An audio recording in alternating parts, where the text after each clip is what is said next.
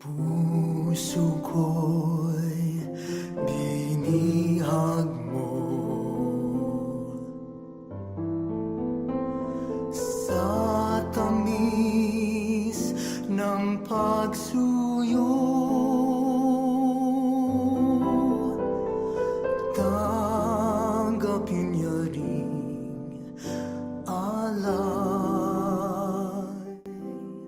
Hayaan niyo muna po ako magpasalamat po sa Panginoong Diyos sa pagkakataong ibinigay niya sa atin upang muli tayo ay makapagsagawa ng ganitong gawain. Anin pa ang kayamanan, luho at karangalan,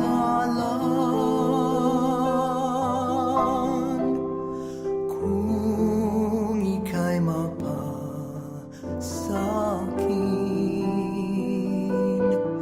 lahat na nga ay kakamtin. Sa'yo nasama ang puso ko. Sa'yo nasama ang buhay ko.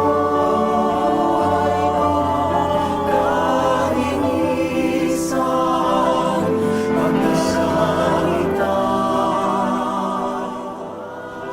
Pinasasalamatan ko rin po ang buong samahan ng Unified Ministries na binubuo ng maraming conservative. Taos-puso po akong nagpapasalamat sa lahat ng mga tumulong, sa lahat po ng sumuporta, sa lahat na nanalangin. Ikaw lamang ang saya sa ganda ng umaga, nangungulila sa'yo sinta. Ikaw ang aking tanging yaman na di lubusang masumpungan.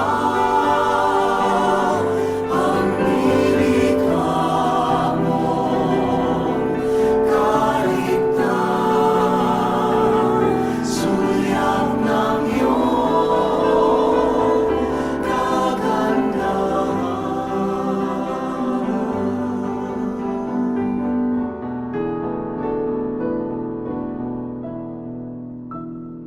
ikaw lamang ang pangakong mahalin